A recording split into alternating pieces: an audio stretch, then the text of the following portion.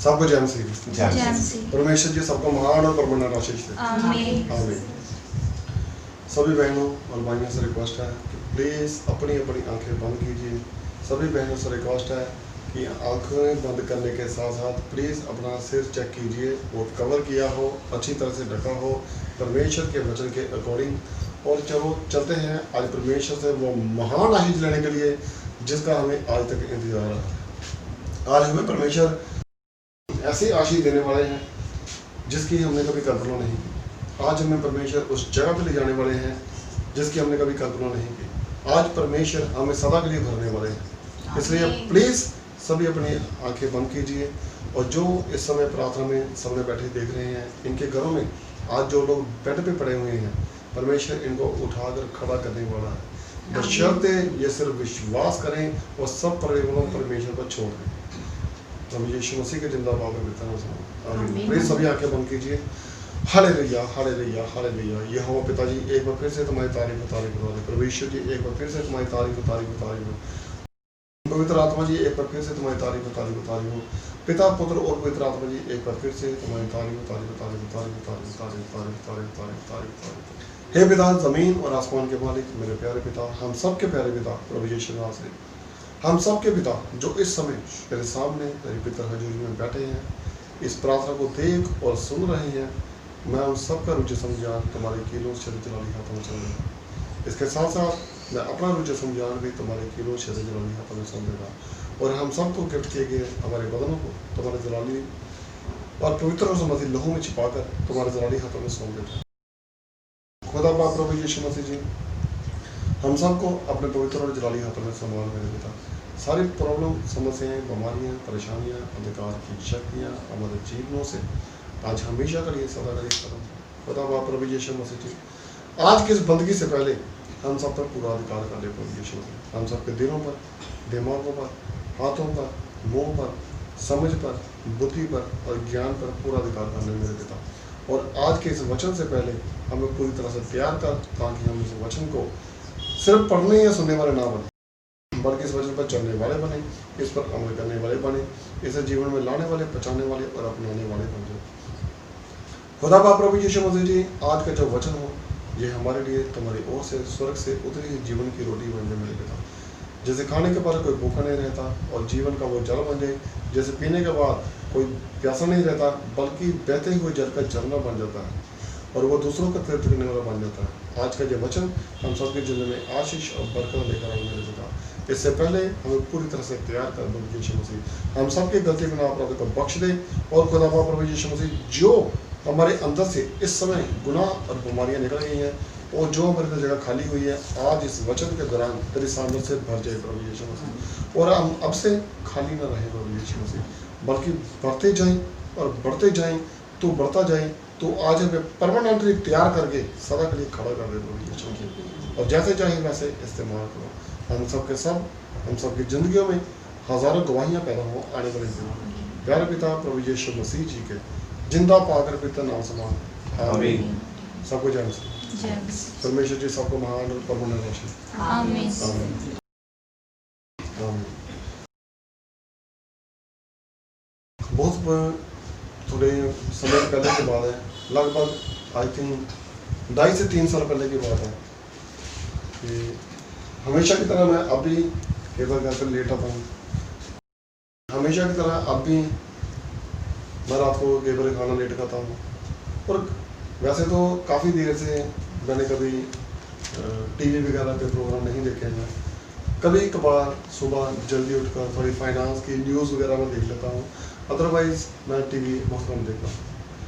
आज से लगभग 3 साल पहले, 2.5 साल पहले, आई थिंक 3-3.5 साल पहले की बात है, मैं रात को घर पे लेट आया। तो मैं बहुत थका हुआ था।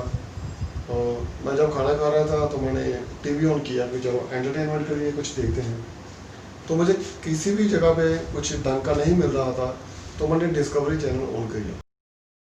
डिस्कवरी चैनल में मैंने एक छोटा सा प्रोग्राम देखा। वहाँ दिखाया जा रहा था कि एक बहुत बड़ी महल जैसी कोई चीज़ थी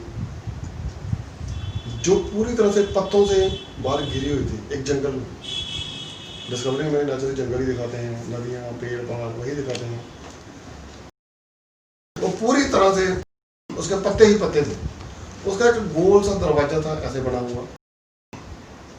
उसके अंदर जब वो गए तो स्टोरी कोई सीन कुछ इस तरह से दिखा रहे थे कि वो दरवाजे के अंदर जाते ही सामने और बहुत सारे डोर थे, दरवाजे थे। जैसे एक दरवाजा ऐसे बना है, फिर उसके साथ एक ऐसा, फिर उसके साथ एक ऐसा, फिर उसके साथ एक ऐसा, ऐसे डोर पे डोर बहुत सारे रास्ते अंदर बने हुए थे। वो रास्ते जो भी उसमें से अंदर जाता था किसी और खुली जगह पे या किसी और हॉल में जाके निकलते थे, वहाँ भी ऐसे ही रास्ते बने हुए थे। तो वहाँ पे दिखाया जा रहा था कि जैसे ही एक आदमी उसके अंदर गया, उसने उस डोर के अंदर एंटर किया और चलकर थोड़ा सेंटर में आ गया ऐसे। तो ऊपर से जैसे सीरियल्स वगैरह में दिखाया जाता है कि कैमरा ऐसे उसके फेस को फोकस किया और ऐसे घूमना शुरू हो गया, उसके चारों तरफ घूम गया और सभी दरवाजे डोर दिखाई देने लगे जो गोल गोल बने हुए थे और बिल्कुल सेंटर में खड़ा था। वो घूम के ऐसे सबको देखने लगा। तो जैसे ही वो मुड़कर सीधा हुआ, वो भूल गया कि मैं कौन से रास्ते से अंदर आया था, उसे बाहर जाने का रास्ता भूल गया। वहाँ पे बहुत सारे रास्ते थे, बड़े बड़े, कुछ थोड़े छोटे भी थे, तो बड़े बड़े रास्ते बने हुए थे। तो उसने हर रास्ते को यूज़ करना शुरू कर दिया कि मैं इधर से जाता हूँ, उधर से जाता हूँ, लेकिन वो बाहर नहीं निकल पा रहा था। वहाँ पे एक छोटा सा तंग सी गली थी हर दीवार के साथ। वो जो तंग गली थी उसमें से आदमी गुजर तो सकता था लेकिन बहुत टाइट हो गया, मुड़ नहीं सकता था, मतलब सीधा जा सकता था, बैक आना भी मुश्किल था। उसने वो रास्ता चूज नहीं किया, जबकि वही एक रास्ता था जो बिल्डिंग से बाहर जाता था। उसने हर एक रास्ते को ट्राई किया, वो आगे हर एक खुले आंगन में जाता रहा, एक खुले हॉल में जाता रहा और वो बुरी तरह से उस तिलिस्म में, उस चक्रव्यूह जैसी चीज में फंस गया और वहीं उसकी डेथ हो गई। लेकिन उसने एक बार भी वो तंग रास्ता चूज नहीं किया, वो अपने तरीके से अपने रास्ते खोजता रहा। तो जब मैं ये सब चीज़ें देख रहा था तो मुझे बड़ा दुख लगा कि काश इस इंसान ने वो तंग रास्ता चूज किया होता तो ये इंसान जिंदा हो सकता था, जब बच सकता था आज। तो जब मैंने अपने रियल लाइफ में इस चीज़ को जोड़ा कि काश अगर ऐसा होता तो क्या होता, जब मैंने अपने आप में और अपनी लाइफ में ये सब कुछ देखना शुरू किया, आसपास में ये सब देखना शुरू किया, तो मैंने ये देखा और पाया कि हम भी आज कुछ इसी तरह के अपने बनाए हुए रास्तों पर चलने की कोशिश कर रहे हैं। कोई बिजनेस करना चाहता है, कोई जॉब बड़ी पाना चाहता है, कोई और प्लानिंग करके बैठा है, लेकिन उसकी प्लानिंग्स कामयाब नहीं हो पा रही, उसके हाथ में सफलता बड़ी कम लग रही है। वो अपने बनाए हुए रास्तों पर चलने की कोशिश तो करता है लेकिन चल नहीं पा रहा। बहुत सारे लोग ऐसे होते हैं जो अपने लिए एक शर्ट लेकर आते हैं पंजाब से, बहुत सारी सिस्टर्स भी जाते हैं, टॉप सूट वगैरह, जीन्स वगैरह, लड़के लड़कियां सब जाते हैं अपने लिए शर्ट्स पैंट कोट वगैरह, कोई अपने पसंद के कलर का खरीद कर लेके आते हैं। और कभी कभार ऐसा होता है कि मान लो किसी ने पिंक या येलो, जो उसे कलर पसंद है उसने वो पहना हो, तो उसके साथ कोई अच्छा इंसिडेंट होता है तो वो सोचता है कि ये कलर मेरे लिए लकी। जब तक कि उसको ये पूछा जाए कि आज तक जब तक तेरे पास ये कलर नहीं था तो क्या तू जिंदा नहीं था, क्या तेरे लाइफ में काम नहीं होते थे? रात को जब तू सोता है और परमेश्वर तुम्हें बचा कर रहता है तो क्या तूने इसी कलर की चादर ली होती है? जब तेरा बिस्तर इस कलर का होता है, जब तू डॉक्टर के पास एडमिट होने को गया था, डॉक्टर ने तेरा ट्रीटमेंट किया था, तो क्या डॉक्टर ने इस कलर के कपड़े पहने हुए थे? हम अपने तरीके से अपने रास्ते पे चलना शुरू कर देते हैं, वहम के साथ, भ्रमों के साथ या ट्रेडिशंस के साथ, परंपराओं के साथ कि नहीं ऐसा नहीं करना चाहिए, ऐसा करना चाहिए। तो हमें तरक्की नहीं मिलती।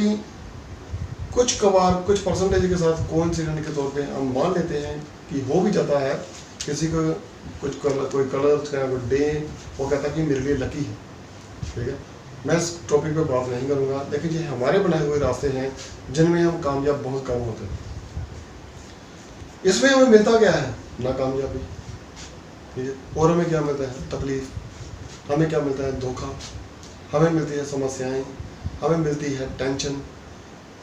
हम दूसरे को धक्का देकर कई बार आगे बढ़ने की कोशिश करते हैं, फिर भी हमें कामयाबी नहीं मिलती है। हर इंसान दूसरे से जलसी करता है कि जो मैं काम कर रहा हूँ मेरा सीक्रेट इसको ना मिले। कोई इंसान किसी को अपना सीक्रेट देना भी नहीं चाहता। कोई आदमी बहुत बीमार है तो कहता मुझे इससे क्या, पड़ा रहने दो, मुझे इससे क्या, मैं फंसना नहीं चाहता। वो उसमें नहीं आना चाहता, वो अपने रास्ते से चलना शुरू करता है। अगर कोई थोड़ा बहुत चलता भी है तो उसे पूरा प्रॉपर रिजल्ट नहीं मिलता, क्योंकि ये रास्ते उसके अपने बनाए हुए हैं। वो उस रूहानी रास्ते को खोजने की कोशिश नहीं करता जिस पर चलने के बाद उसे हमेशा की कामयाबी मिल सकती है। ठीक है, होता क्या है, बहुत मेहनत करता है लेकिन मैं ये नहीं कहता रिजल्ट नहीं मिलता, कम मिलता है। जैसे कि वचन में लिखा है, तूने बहुत बोया लेकिन बहुत कम काटा। बहुत ज़्यादा तूने मेहनत की लेकिन पेट भर नहीं खा पाया, इसलिए तेरी सारी मेहनत व्यर्थ हो गई।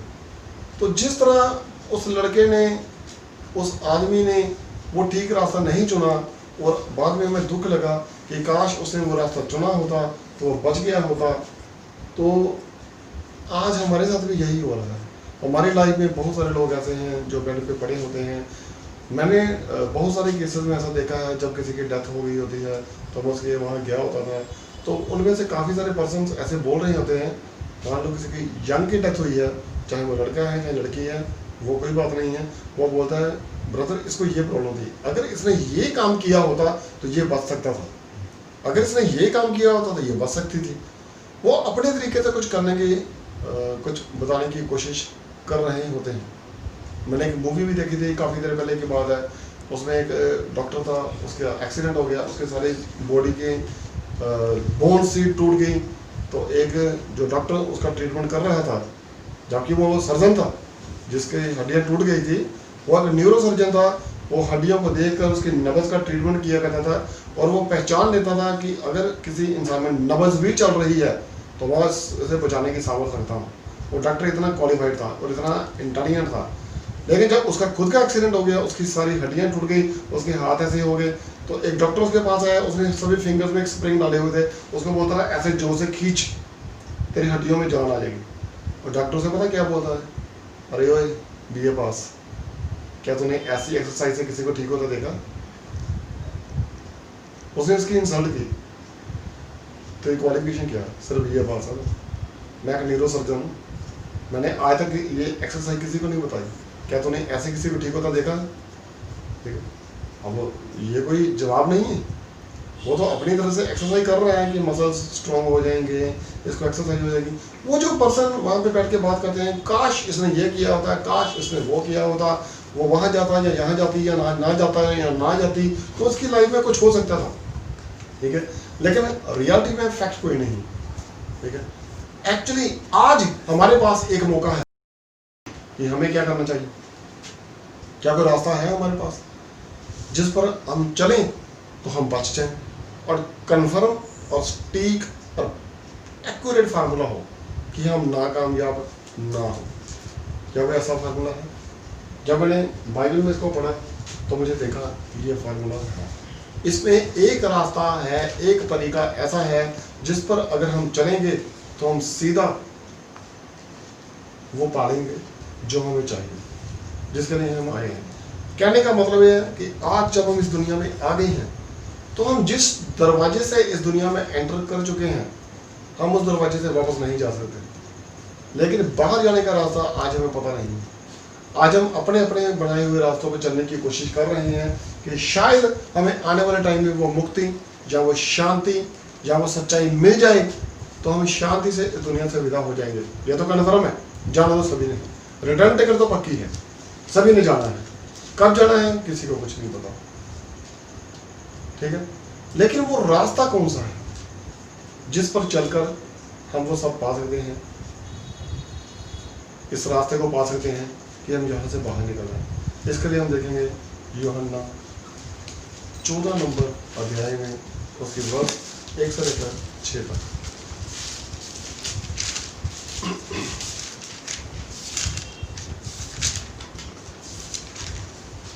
यहाँ पर क्लियरली और डीपली लिखा हुआ है कि वो रास्ता कौन सा है। तुम्हारा मन व्याकुल ना हो। यह तब उस वक्त की बात है जब जीसस इस दुनिया से जाने वाले थे, जाना चाहते थे, ठीक है। तो उनके शिष्य, उनके चेले उनके साथ थे। तो उन्होंने उनसे बोला कि अब मेरा वक्त थोड़ा है, अब हमें यहाँ से चले जाना है, इसलिए तुम्हारा मन उदास ना हो, तुम्हारा मन व्याकुल ना हो। हाँ जी। परमेश्वर पर विश्वास रखो। परमेश्वर पर विश्वास रखो। हमें किस पर विश्वास रखना है? परमेश्वर पर। परमेश्वर हमेशा प्रभु यीशु मसीह अपने चेलों को और शिष्यों को सिखाया करते थे कि विश्वास कैसे करना। राई के दाने की जितना परमानेंट विश्वास हो तुम्हारा। लेकिन उन्होंने कभी भी ये नहीं बोला कि लोगों को ये सिखाना है, जब कोई किसी को सिखाए, कोई पास्टर किसी को सिखाए या अगुकार या प्रेरित किसी को सिखाए, तो उसे ये मत सिखाए कि मुझ पर विश्वास रखो। उसे क्या सिखाए? परमेश्वर पर विश्वास रखो। प्रभु यीशु मसीह ने क्या बोला? परमेश्वर पर विश्वास रखो और मुझ पर विश्वास और रखो। साथ में मुझ पर भी विश्वास रखो, क्योंकि मैं वहीं से आया हूं और मुझे वो रास्ता पता है। सिर्फ जीसस ने ऐसा बोला है। परमेश्वर पर विश्वास रखो और साथ में मुझ पर भी विश्वास रखो। हाँ, आगूकार पे कि दोबारा जब हम परमेश्वर पे विश्वास करते हैं तो जो हमें परमेश्वर के साथ जोड़ रहा है, हमें उस पर भी विश्वास रखना है। लेकिन अगर हम बोले कि यही हमें पार लेके जाएगा, नहीं लेके जाएगा। हाँ जी।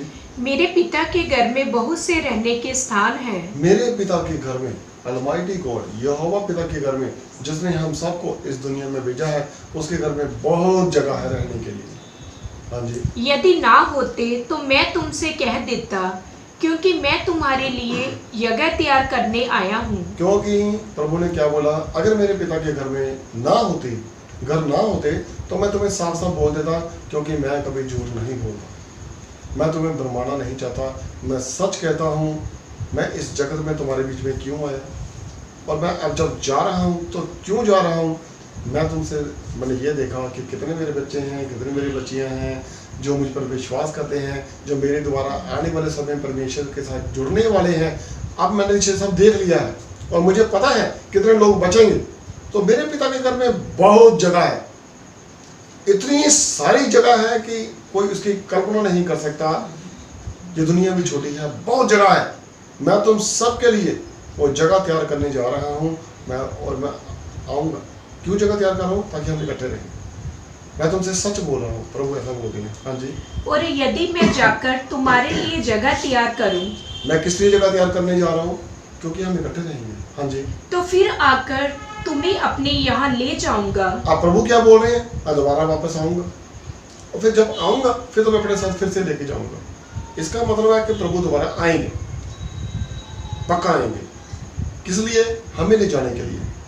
दुनिया में जब किसी की डेथ होती है तो बहुत सारे लोगों को मैंने कहते सुना है, वो जहाँ भी कहीं जाता है, किसी भी संत के पास जाता था या जिसकी आराधना करता है, वो ये होता है कि मेरे वो संत आए हैं, अब मैं जा रहा हूँ। तो कुछ देर के बाद उनकी डेथ भी हो जाती है।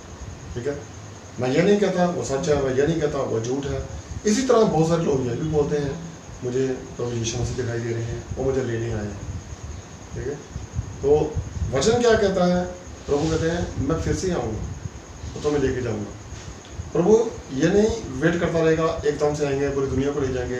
वो वन बाई वन जिसकी टर्न आती जाती है, प्रभु आते जाते हैं और अपने बच्चों को अपने साथ लेके जाते रहते हैं। बड़ी खुशी की बात है, अगर आज हम विश्वास कर रहे हैं तो प्रभु भी हमारे लिए घर तैयार कर रहा है। शायद उस पर पेंट हो रहा होगा, शायद टाइलें लग रही होंगी, कुछ भी परमेश्वर उसमें कर रहा होगा, लेकिन वो हमारे लिए तैयार कर रहा है। और जिस दिन प्रभु आएगा वो हमें आके लेके जाएगा उस घर में, और जाते ही एक चाबी देगा मुक्ति के दरवाजे की, ये लो इसे खोलो और अंदर चले जाओ। अब से तुम्हारा काम करो। अब से तुम वो रास्ता पा चुके हो, वो जगह पा चुके हो जिसके लिए तुम मेरे पास आए थे। हाँ जी। कि जहाँ मैं रहूं वहाँ तुम भी रहो। हाँ जी। जहाँ मैं जाता हूँ वहाँ का मार्ग जानते हो। अब देखो, अब वो रास्ता कौन सा है? इसका मतलब है शिष्यों को रास्ता क्लियरली पता नहीं। अगर मेरे कुछ फ्रेंड्स हैं तो वो जब बोलते हैं ब्रदर मैंने इस हॉस्पिटल में जाना है एक रिपोर्ट लेने के लिए, तो यहाँ टेस्ट करवाने के लिए, तो यहाँ मैंने एक हमारे यहाँ चार्टर्ड अकाउंटेंट है उनको जब फॉर्म डिपॉजिट कराने जाना है, तो ये दफ्तर कहाँ पे है? मैं कहा कोई जगह का नाम बताओ। वो बोलता है फलां शहर में है, फलां चौक के पास है। तो बस हाँ मुझे पता है, वो पता कहाँ पे है। मैं एक पेपर लेता हूँ, उसमें लाइन ड्रॉ करता हूँ, यहाँ से सीधे जाएंगे, आगे ये चौक आ जाएगा, एक लेफ्ट जाता है एक राइट जाता है रास्ता, लेकिन तुमने सीधा जाना है। फिर आगे चौक आएगा, उधर से यू टर्न लेना है। उसको ऐसे समझाते हैं और समझ लग गई, नहीं मैं वहाँ जाकर फ़ोन कर लूँगा, वो ऐसा बोलता है। उसे पता नहीं चलता, उसे सारा कुछ बताने के बाद, अच्छी तरह से समझाने के बाद भी वो प्रॉपर्ली नहीं समझ पाता है।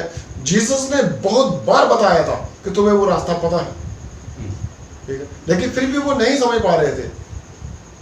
और जीसस ने क्या बोला, मुझे लगता है मुझे आना ही पड़ेगा तुम्हें ले जाने के लिए, क्योंकि तुम्हें रास्ता नहीं पता, क्योंकि तुम भटक जाते हो। इंसान की खासियत क्या है, भटक जाता है, बड़ी जल्दी भटक जाता है। इसलिए जीसस ने क्या बोला, मैं फिर से आऊँगा, क्योंकि तुम मेरे से कोई भटके ना, मैं हाँ सबको लेके जाऊँगा। हाँ फिर थोमा ने उससे कहा, हे प्रभु हम नहीं जानते। अब ये थोमा बहुत बढ़िया करैक्टर है। बाइबल में 3-4 बार इसका जिक्र किया गया है। ये हमेशा बहस किया करता था जीसस के साथ, बहुत बार ऐसा हुआ है कि बहस किया करता था, हमें तो ये भी नहीं पता आप कहाँ जा रहे हैं, रास्ते का कैसे पता होगा। तो जीसस ने क्या बोला, इसलिए तो मैं आऊँगा मुझे पता है तुम लोगों को रास्ता नहीं पता है, ठीक है, कोई बात नहीं, जिसको पता है वो आ जाएगा, बाकी रास्ता मैं तुम्हें बता देता हूँ। हम इस दुनिया में फंसे हुए हैं, जब इस दुनिया से निकलना है, हमें उस घर में जाना है जो सदा बना रहेगा, वो मुक्ति, वो शांति, वो आराम, वो चैन, हमेशा की अनंत जीवन जिसे हम बोलते हैं। जब हमने वो पाना है, हमें वो रास्ता चाहिए। तो जीसस आज हमें वो रास्ता बता रहे हैं। वो रास्ता क्या है? हाँ जी, कि तू कहाँ जा रहा है, तो मार्ग कैसे जाने। हमें ये भी नहीं पता आप कहाँ जा रहे हैं, तो रास्ते का कैसे पता होगा। हाँ जी, यीशु ने उससे कहा, मार्ग और सत्य और जीवन मैं हूँ। रास्ता भी मैं हूँ, सच्चाई भी मैं हूँ, और जिंदगी भी मेरे पास है। सब कुछ मैं हूँ, राह, सच्चाई और मार्ग, जीवन मैं हूँ। प्रभु ने क्लियरली उनसे बोला, बिना मेरे द्वारा कोई पिता के पास नहीं पहुंच सकता। मेरे बिना कोई वहां नहीं जा सकता। ये वर्ड्स मेरे नहीं है, ये वर्ड्स किसके हैं? ये वर्ड्स जीसस के हैं कि जीसस के बिना कोई मुक्ति नहीं पा सकता। मेरे बिना तो तुम वहां पे जा ही नहीं सकते। उस दरवाजे की कुंजी वो मेरे पास है, और जब तक मैं वो दरवाजा ना खोलूं कोई इसमें एंटर नहीं कर सकता, और जिस दरवाजे को मैं बंद कर दूं कोई इसे खोल भी नहीं सकता। मैं ही राह हूँ, मैं ही सच्चाई हूँ, सच्चाई की कुंजी हूँ, और जिंदगी मेरे पास है। मेरे बिना तुम वो नहीं पा सकते। हाँ जी, हाँ। यदि तुमने मुझे जाना होता, हाँ। तो मेरे पिता को भी जानते, हाँ। और अब उसे जानते हो और उसे देखा भी है। हाँ, तुम मुझे भी जानते हो, मेरे पिता को भी जानते हो। जहाँ से मैं आया हूँ मैं उसी के पास जा रहा हूँ, मैं फिर से आऊँगा, फिर तुम्हें लेकर जाऊँगा, क्योंकि राह, सच्चाई और जीवन मैं ही हूँ। अब हमें ये क्लियर पता चल गया है कि रास्ता प्रभु यीशु मसीह, लेकिन ये रास्ता थोड़ा तंग है, टाइट है। ये इसलिए नहीं कि कोई कमी है रास्ते में, जो कि तंगी किस चीज़ की है इस रास्ते में, ये रास्ता तंग क्यों है? जो लोग ऐश परस्ती पर चलते हैं, जो लोग सोचते हैं कल किसने देखा, ऐश करो, ये करो, वो करो, खाओ पियो, आनंद करो, किसी की कोई परवाह नहीं करता, अच्छा बुरा सब करते जाते हैं, उनके लिए वो क्या है? रास्ता खुला रास्ता है। और बाइबल में लिखा है, खुला है वो रास्ता जो बर्बादी की ओर जाता है, और तंग है वो रास्ता जो तुम्हें मुक्ति की ओर लेकर जाता है। और रास्ता कौन सा है? प्रभु यीशु मसीह। प्रभु यीशु मसीह क्या बोलते हैं? प्रार्थना करो, बाइबल पढ़ो, चर्च जाओ, खुशखबरी का प्रचार करो, अपने पड़ोसी को अपने समान प्यार करो, गरीबों की मदद करो। परमेश्वर यही सिखाते हैं। ये रास्ता थोड़ा तंग है। किसी के साथ गलत मत करो, व्यभिचार मत करो, चोरी मत करो, हत्या मत करो, पढ़ाई की प्रॉपर्टी का लालच मत करो, परमेश्वर का नाम व्यर्थ में मत लो, किसी के खिलाफ झूठी गवाही मत दो। ये काम मुश्किल नहीं है, लेकिन इस पर चलना और चलते रहना थोड़ा डिफिकल्ट है। जो लोग इंडस्ट्रियलिस्ट हैं, बिजनेसमैन हैं, और देखते हैं, उन्हें पता है कि नंबर 1 पोजीशन पे आना कोई ज़्यादा मुश्किल नहीं है। मुश्किल है, इम्पॉसिबल नहीं है, डिफिकल्ट है, असंभव नहीं है, ठीक है। वो क्या करते हैं? नंबर 1 पोजीशन पे आ जाते हैं। नंबर 1 पोजीशन पे आना मुश्किल नहीं है, बने रहना मुश्किल है, ठीक है। परमेश्वर के पास आना मुश्किल नहीं है, इस रास्ते पर चलना थोड़ा सा मुश्किल है, चलते रहना मुश्किल है थोड़ा सा। तो प्रभु ने क्या बोला? यही वो रास्ता है। अब हम देखते हैं कि क्या कोई है जिसने इस रास्ते पर चलना कबूल किया? चाहे कोई भाई हो, चाहे कोई बहन हो, कोई भी हो। कोई पास्ट में ऐसा हुआ है कि जो इस रास्ते पे चला हो, जब चलना कबूल किया हो, जब चलना शुरू किया हो, और उसे क्या मिला। ठीक है, इसके लिए हम चलते हैं। मेरा एक फेवरेट कैरेक्टर है, सबसे फेवरेट कैरेक्टर, मैंने बहुत बार उसका जिक्र किया है, वो है मत्ती। मत्ती 9 नंबर अध्याय में उसकी वर्ष 9 पे लिखा हुआ है। यह कैरेक्टर मेरा बहुत पसंदीदा कैरेक्टर है, इसलिए कि ये एक गवर्नमेंट जॉब वाला पर्सन था, सरकारी नौकरी वाला पर्सन था, जिसने अपना सब कुछ छोड़कर प्रभु की सेवकाई के लिए हाथ बढ़ाया। हाँ जी, देखिए प्लीज, मत्ती 9:9। वहां से आगे बढ़कर हाँ यीशु ने मत्ती नामक एक मनुष्य को हाँ, महसूल की चौकी पर बैठे देखा। एक चुंगी लेने वाला एक अपनी कुर्सी पे बैठा हुआ था, जो अपना काम कर रहा था। मत्ती नामक एक इंसान को जब जीसस वहां से जा रहे थे, तो इसने भी जीसस के बारे में सुना हुआ था, मत्ती ने भी। तो जीसस ने, जब जीसस को तो किसी को भी कुछ बताने की जरूरत नहीं है, और सब कुछ को जानते थे कि कौन कैसा है। और जक्केउस को भी जानते थे, जब वो पेड़ पे चढ़ा हुआ था तो वो नीचे खड़ा था, तो उसने आवाज़ लगाई, आज मैं तेरे घर पे जाना है। जब भी वो देख ही नहीं पा रहा था, उसकी हाइट भी कम थी, तो उसकी खुशी का कोई ठिकाना नहीं रहा। तो जीसस दिलों और गुर्दों में जाने वाले परमेश्वर हैं, वो सब कुछ को अच्छी तरह से जानते थे। इसी तरह वो मत्ती को भी अच्छी तरह से जानते थे। जब वो वहाँ से गुजर रहा था, तो मत्ती की थिंकिंग क्या थी कि अब मेरी एज थोड़ी हो चुकी है, तो कुछ देर के बाद मैं रिटायर हो जाऊंगा। तो रिटायरमेंट होने के बाद मैं परमेश्वर के काम किया करूंगा, जो मूसा की व्यवस्था के अनुसार है, या जो मुझे सिखाया गया है, मैं उसके अकॉर्डिंग काम करूंगा। तो वो परमेश्वर के रास्ते पे चलने की कोशिश कर रहा था। जो आज ऐसी बात सोच रहा है, मेरे ख्याल से वो गलत भी काम करता होगा। अगर कोई आदमी पापी है, वो बुरे काम ज़्यादा करता है, तो मेरे ख्याल से वो अच्छी सोच नहीं रखता होगा। तो जो इंसान अच्छी सोच रखता है, तो ये कन्फर्म है कि वो बेशक अच्छाई नहीं कर पा रहा है, लेकिन बुराई भी नहीं करता होगा, ये कन्फर्म है। तो मत्ती उनमें से कुछ एक था, ठीक है, जो नेकी के रास्ते पे चलना चाहता था, और जीसस ने इसे ढूंढ लिया, जैसे जीसस ने हमें ढूंढ लिया, आपको ढूंढ लिया। हाँ जी, और उससे कहा, मेरे पीछे हो ले। मेरे पीछे हो ले। अब तेरी खोज समाप्त हो गई है, अब तो मेरे पास आ जा, मेरे साथ आ जा। हाँ जी, वह उठकर उसके पीछे हो लिया। और उसी टाइम वो वहां से कुर्सी से उठ गया और उसके पीछे चल दिया। मीन्स उसने वॉलंटियर रिटायरमेंट ले ली, और उसने वो जॉब छोड़ दी कि अब मेरा टाइम आ गया है, जिस चीज़ की मुझे खोज थी, तलाश थी, वो मुझे मिल गए हैं। और मैंने अपनी लाइफ में बहुत बार ऐसा देखा है, जब मैं किसी की मैरिज पार्टी में गया हूँ, अगर मेरा वो फ्रेंड बैंक में जॉब करता है, तो वहाँ पे जितने लोग आते हैं वो सारे बैंक के एम्प्लॉय ज़्यादा होते हैं उसमें, जैसी उसकी सोसाइटी होती है। अगर कोई पोस्ट ऑफिस में जॉब करता है तो पोस्ट ऑफिस वाले ज़्यादा आते हैं, ठीक है। कोई रेलवे में जॉब करता है तो रेलवे वाले ज़्यादा मिलते हैं वहाँ पे, उसकी एक सोसाइटी होती है ना। तो इसी तरह जब ये मत्ती रिटायर हुआ, तो इसने जीसस से बोला कि प्रभु जी थोड़ी सी पार्टी कर दें। रियाज है, एक रिवाज है कि जब आदमी रिटायर होता है तो छोटी सी पार्टी तो करता ही है। आपसे मैंने सेवकाई करनी है तो थोड़ी सी पार्टी दे दूँ। तो जीसस ने बोला हाँ, तो लेकिन चीफ गेस्ट आप ही होंगे, आप नहीं आगे है ना, वहाँ मेरे साथ रहना है। जीसस को बोला, जीसस बोले बेटा मैं हमेशा तुम्हारे साथ हूँ, चलो तूने जो तेरे मन में आता है तू कर ले, ठीक है। हाँ जी, फिर क्या हुआ? जब वह घर में भोजन करने के लिए बैठा, अब क्या हुआ? अब उसने बुलाया था। अब इसकी सोसाइटी कैसी थी? चुंगी लेने वालों के साथ, टैक्स कलेक्टर्स के साथ इसकी सोसाइटी कैसी थी? मीन्स जो भी वहीं पे करता था तो वैसे ही लोग आएंगे ना वहाँ पे। मैं ये नहीं बोलता कि सारे टैक्स कलेक्टर बुरे होते हैं, मैं ये नहीं बोलता सारे अच्छे होते हैं, कुछ अच्छे भी होते हैं, कुछ बुरे भी होते हैं, कुछ किसी से ले भी लेते हैं, कुछ किसी से नहीं भी लेते, कुछ ईमानदारी से क्या करना है अपने पैसे भी दे देते हैं, किसी की मदद कर देते हैं। बहुत सारे लोग दुनिया में तरह तरह के हैं। मैं टैक्स कलेक्टर की बात नहीं करता, हर फील्ड में। हाँ जी, तो बहुत से महसूल लेने वाले और बहुत से चुंगी लेने वाले भी वहां पे आए हुए थे, क्योंकि उसकी सोसाइटी ऐसी थी। उन्हीं के पीछे वो सारी जिंदगी जॉब करता रहा है। हाँ जी, और पापी आकर यीशु और उसके चेलों के साथ खाने बैठे। इनका नाम पापियों में गिना गया, क्योंकि तब ज्यादातर टैक्स कलेक्टर जो महसूल वाले, जो चुंगी वाले होते थे, वो लोगों को तंग किया करते थे। तंग इन द सेंस कि वो अपनी ड्यूटी कर रहे होते थे, उन्हें चाहिए इतने % टैक्स, जो उसके लगान जैसे बोलते हैं, हमें ये चाहिए। अगर कोई नहीं दे पाता था तो मजबूरन उसे बंदी बनाकर, उसे कैद करके, उसको मारकर, उसकी प्रॉपर्टी जब्त करके उससे वो लगा लिया जाता था, जबरदस्ती लिया जाता था। तब रूल ऐसे हुआ करते थे। तो जो किसी गरीब पर तरस नहीं करता था तो उसे पापी गिना जाता था। मैं ये नहीं कहता कि वो किसी से पैसा खाते थे, लेकिन उसे पापी गिना जाता था।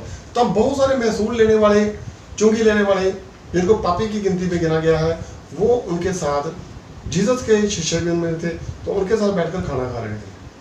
ठीक है, तो लोग क्या कहते थे, अब जीसस जी ये तो है नहीं कि जीसस साइड पे बैठे हैं और उनके शिक्षक कहीं और बैठे हैं, तो चुंगी लेने वाले जो हैं फ्रेंड्स बैठे हैं वो उनके साथ बैठे हैं, जीसस के साथ नहीं है। जीसस अपने चेलों के साथ थे, मत्ती के साथ था, उनकी सोसाइटी साथ थी।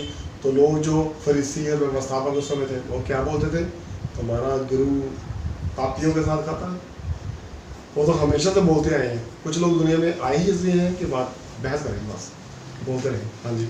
यह देखकर फरीसियों ने उसके चेलों से कहा, हाँ जी, तुम्हारा गुरु महसूल लेने वाले और पापियों के साथ क्यों खाता है? हमारा गुरु ऐसे लोगों के साथ क्यों खाता पीता है?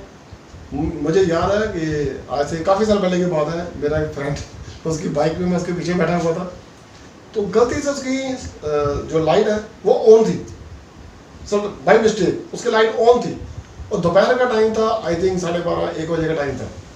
अब इसमें कोई गलती नहीं है, किसी ने उसको बोल दिया, सामने से आ रही किसी पर्सन ने, सिंह वन वे रोड था, तो सामने से कोई आ रहा था, तो उसने उसको बोला, ब्रदर आपकी ना बाइक की लाइट ऑन है। तो कहते हैं तेरा बिल आता है। उसने उसको आगे से ऐसे जवाब दिया, बोला ब्रदर मैं तो सिंपली बोला है कि इसको सिर्फ बंद कर लो, उसकी कोई ज़रूरत नहीं है, तो खराब भी हो सकती है। तो मैं थोड़ा हंसने लगा। हर किसी की अलग अलग तरह की नेचर होती है, तो उसने बहस नहीं की, लेकिन यहाँ पे वो बोला तो तेरा गुरु ऐसा है, ये उनके साथ खाता पीता है। ठीक है, अब उनके शिष्य तो बोले नहीं। अब जीसस ने वहाँ बोलना ठीक समझा। अकेले में जब कोई किसी को कुछ बोलता है तो ज़्यादातर लोग चुप रह जाते हैं, लेकिन जब सोसाइटी की बात आती है, कोई उसमें किसी की इंसल्ट करता है, तो शांत रहने वाले भी बहुत सारे लोग भी मजबूर हो जाते हैं बोलने के लिए, क्योंकि ये सेल्फ रिस्पेक्ट की बात आ जाती है। ठीक है, उसने उनसे क्या बोला, तेरा गुरु महसूल लेने वाले के साथ बैठ के खाता है। तो जीसस ने उनको एक जवाब दिया। जीसस बोलते तुम्हें बोलने की जरूरत नहीं है, पलटा लेना मेरा काम है, मैं जवाब दूंगा इन लोगों को। और जीसस ने क्या जवाब दिया? यह सुनकर यीशु ने उनसे कहा, उन्होंने ये बात किससे पूछी? उनके शिष्यों से। और जवाब किसने दिया? यीशु। कोई आपको कुछ भी बोलता रहे, कोई दिक्कत नहीं, अगर हम सब परमेश्वर पे छोड़ देंगे, परमेश्वर हमारे साथ है, तब परमेश्वर जवाब देगा और आगे से कोई बोल नहीं पाएगा। बाइबल बयान करती है कि जब जब जीसस ने जवाब दिया, कोई आगे से जवाब नहीं दे पाया। हाँ जी, फिर यीशु ने उससे कहा, हाँ जी, वैद्य भले चंगों के लिए नहीं। अब डॉक्टर जो बाहर शॉप पे बैठा है, ये किसके लिए बैठा है? बड़े चंगे लोगों के लिए या बीमारों के लिए? मुझे नहीं लगता कि कोई बंदा बिल्कुल तंदुरुस्त हो, डॉक्टर के पास जाए, बोले यार सिर दर्द की गोली दे दो, हाँ तो ठीक तो है यार, कभी फ्यूचर में हो ना, अभी खा लेता हूँ। वो किसके लिए बैठा होता है? जब बीमार है उसके लिए होता है। बड़े चंगों को तो जरूरत ही नहीं है वैद्य की। हाँ जी, वैद्य भले चंगों के लिए नहीं, परंतु बीमारों के लिए आवश्यक है। हाँ, उनके लिए तो जरूरी है। ये नहीं कि कोई बीमार नहीं है तो डॉक्टर की जरूरत नहीं है, लेकिन बीमार के लिए ये कंपल्सरी है, ये जरूरी है। हाँ जी, इसलिए तुम जाकर इसका अर्थ सीख लो। हाँ जी, मैं बलिदान नहीं परंतु दया चाहता हूँ। मैं यहाँ पे किसी का फैसला करने नहीं आया, मैं लोगों पर दया करने आया। और दया मीन्स मैं, अगर तुमने इनकी गिनती पापियों में की है, जीसस ने चुंगी लेने वालों को बेशक लोग पापी मानते थे और जीसस उनके बीच था, तो जीसस उनसे क्या बोल रही है? मैं पापियों के लिए आया, मैं दया करने आया हूँ। और जरूरत किनको है? इन्हीं लोगों को जरूरत है। जो पहले से धर्मी है उसे मेरी कोई जरूरत नहीं है, जो गलत काम कर रहा है उसे पता है, बेशक दूसरे को पता हो या बेशक दूसरे को पता ना हो, आप इसे पापी बोलते हैं। ये तो आपकी थिंकिंग है ना कि टैक्स कलेक्टर है, पाप करता होगा, चूंकि ये पैसा खाता होगा, कोई गारंटी है? ये आदमी धर्मी भी तो हो सकता है, ये आदमी नेक भी तो हो सकता है। आपको क्या पता, हो सकता है कि अपनी पूरी सैलरी डोनेट करता हूँ, किसी गरीब की मदद करता हूँ। और मैंने जब इन चीज़ों को देखा और पाया, मैंने इस बात को रियल पाया कि बहुत सारे सर्कल में मैंने देखा कि जो अच्छी जिनकी आमदनी है कैसे कमाते हैं मुझे से मतलब नहीं, वो देते ही बहुत है। उनमें से बहुत सारे लोगों ने बहुत सारे गरीबों के बच्चे पढ़ाए हैं स्कूलों में, उनके खाने पीने की व्यवस्था की है। जीसस ने क्या बोला? मैं दया करने आया। इसलिए कोई उनके आगे बोल नहीं पाया। हाँ जी, क्योंकि मैं धर्मियों को नहीं परंतु पापियों को बुलाने आया। मैं पापियों को बुलाने और बचाने आया हूँ। अब जब पापियों की बात की जाए तो मैं अगर किसी से बोलूँ आप पापी हैं, तो कहते आपकी हिम्मत कैसे हुई मुझे पापी बोलने की? मैं पापी हूँ, हाँ ठीक है, आप तो लगते भी हैं, कन्फर्म है, लगते भी हैं यार, ठीक है, आप पापी हैं। संत पौलुस क्या बोलता था? परमेश्वर अगर पापियों को बचाने के लिए आया है तो मैं सबसे बड़ा पापी हूँ। तो आज परमेश्वर अगर पापियों को ले जाने आया है तो क्या बुराई है? अपने गुनाह मान लो, अपने आप को पापी कबूल कर लो, सबसे पहले बचाई जाओ। आसान सा तो रास्ता है, इसमें क्या डिफिकल्टी है? नहीं आ भी जाओ, ठीक है, कोई बात नहीं, परमेश्वर मेरा फैसला करेगा, परमेश्वर मुझे बचाएगा, क्योंकि हमने तौबा भी की है, अभी भी की है। इस समय परमेश्वर आ भी जाए तो हम धर्मी गिने जाएंगे, क्योंकि हमने माफ़ी मांगी है। तो ये वो इंसान था मत्ती जिसने परमेश्वर पर चलना, परमेश्वर के रास्ते पर चलना शुरू किया। कोई और था? ये था जॉब करने वाला। किसी बिजनेसमैन की बात कर ले, कोई बिजनेसमैन जिसने चलना शुरू किया हो, कोई था बिजनेसमैन बाइबल के according? I think Luka 5 number अध्याय की 1 नंबर वर्ष पे लिखा हुआ है, यहाँ पे कुछ 2-3 बिजनेसमैन हैं जिन्होंने जीसस के रास्ते पर चलना शुरू किया, ठीक है। ये बहुत बड़े व्यापारी थे और पेशेवर थे। हाँ जी। जब भीड़ परमेश्वर का वचन सुनने के लिए उस पर गिरी पड़ती थी, जीसस जब भी शिक्षा दिया करते थे तो भीड़ हमेशा उनके साथ थे। शुरू से ही, जब से जीसस पैदा हुए थे वो भीड़ में ही गिरे रहे। जब वो पहली बार एक मंदिर में गए, वहाँ हनन्याह थी, एक लड़ी और थी, एक पर्सन और था, तो जब जीसस का नाम रखा जाना था तो तब भी वहाँ बहुत सारी भीड़ थी। जब जीसस एक बार एक मेले में अकेले रह गए तो वहाँ भी बहुत सारी भीड़ थी। तो जीसस हमेशा ही भीड़ में गिरे रहे, चाहे वो शिक्षा दे रहे हों, लोगों को चंगाई दे रहे हों। 4-5 हज़ार लोगों को तो 2000 साल पहले उन्होंने खाना खिलाया था, इतनी बड़ी तादाद में। जबकि आज भी कुछ बस्तियों में या कुछ शहरों में, जो कुछ छोटे गाँव में इतनी पब्लिक नहीं होती, 4-5 हज़ार, लेकिन जीसस तब भी गिर जाते थे। हाँ जी। और वह गसेर की झील के किनारे पर खड़ा था। हाँ जी। तो ऐसा हुआ कि उसने झील के किनारे 2 नावें लगी हुई देखी। हाँ जी। और मछुआरे उस पर से उतर कर जाल धो रहे थे। उसने 2 नावें वहाँ पे खड़ी देखी। आई थिंक ये टाइम मॉर्निंग का टाइम होगा, सुबह का टाइम होगा। जब जीसस वहाँ पे गए, 2 नावें साइड पे उतरी, कुछ लोग वहाँ पे जाल धो रहे थे, क्योंकि सारी रात वो काम किया करते रहते थे। तो जीसस वहाँ पे जब देखा कि भीड़ उन पर गिरी पड़ती थी, जैसे अभी हमने देखा, तो जीसस ऐसे खड़े थे, और जैसे जैसे भीड़ पास आती कि वो पीछे पीछे जाते गए, पीछे समुद्र था या झील थी या पानी था, तो वो पानी के पीछे चले गए। उन्होंने देखा कि लोग तो अभी भी आते जा रहे हैं, ये मुझे दबोच के ही छोड़ेंगे, मुझ पर गिरे पड़ते हैं। तो उन्होंने एक देखा कि कुछ लोग एक नाव पे वो एक अपने जाल मरम्मत कर रहे हैं, रिपेयर कर रहे हैं, उन्होंने धो रहे हैं, क्यों ना मैं इसी नाव पे बैठ जाता हूँ, बाकी लोग पीछे आ जाएंगे। उन्होंने बोला नाव थोड़ा सा पीछे हटा लो, ठीक है, थोड़ा सा, और नाव पर बैठ गए। हाँ जी। उस नाव में से एक पर जो शिमोन की थी, हाँ जी, चढ़कर उसने उससे विनती की कि किनारे से थोड़ा हटा ले चले। भाई साहब थोड़ा सा इसको पीछे कर लो, क्योंकि ये पब्लिक मेरे पर गिरी जाती है, आती रहती है, थोड़ा पीछे ले जाओ। उसने थोड़ा सा उसको पीछे ले लिया। अब कहना तो उसने भी माना, बात कहना मानने की है। अब यहाँ पे क्या रहा है, कहना मानने की बात हो गई, ठीक है। जीसस ने सिंपल सी बात की, थोड़ा सा ना पीछे कर लो, ठीक है, मतलब ठीक है जी, इसमें क्या बड़ी बात है। उसने थोड़ा सा ना पीछे कर लिया, ठीक है। अब मुझे एक बात बताइए, जीसस जब अपने शिष्यों के साथ होते थे तो सारी रात भर वो प्रार्थना किया करते थे। आज की डेट में मेरे कोई भी बहन, मेरा कोई भी भाई हमें मिलता है जो नाइट प्रे करके आया होता है, अगर हम सुबह से मिलते हैं ना, उसका फेस देख के पता क्या बोलते हैं, आंखें सूजी हुई हैं, लगता है सिर्फ नाइट प्रे की है। इसकी आंखें सूजी हुई हैं, फेस सूजा हुआ है, या तो ये सही रात से सोया नहीं है, या ये पक्का ऐसा लगता तो नहीं है ऐसा कि ये सही रात वैसे ही जागने वाला हो या जागने वाली हो, पक्का उसने नाइट प्रे की है। तो जीसस सारी रात प्रार्थनाएं किया करते थे, लेकिन फिर भी उन पर कोई चेंज नहीं आते थे। वो जैसे थे वैसे ही बने रहते थे, उन्हें कोई भूख का पता नहीं था, कोई प्यास का पता नहीं था।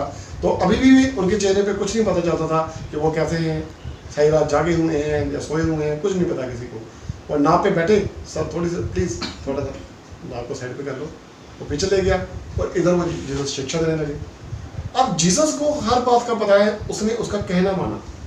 अब नाव थोड़ी सी पीछे कर ली, अब थोड़ी सी मजदूरी तो उसकी भी बनती है, थोड़ा सा फल तो उसका भी बनता है, क्योंकि कहना मानने से, परमेश्वर का कहना मानने से हमारी जिंदगी में आशीष तो आती ही आती है। अब इसे क्या मिला? थोड़ा सा कहना मानने से। अभी इसने चलना शुरू नहीं किया। हाँ जी, फिर तब वह बैठकर लोगों को नाव पर से उपदेश देने लगा। तब वो उसी नाव पर बैठकर शिक्षा देने लगा, जैसे कि जीसस हमेशा किया करते थे।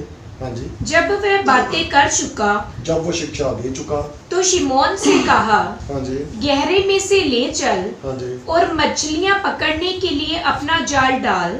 ये बहुत इम्पोर्टेंट है, गहरे में ले चल। बिकॉज इंग्लिश में क्या बोलते हैं, the big catches are in deep. बड़ी मछलियाँ गहरे पानी में होती हैं।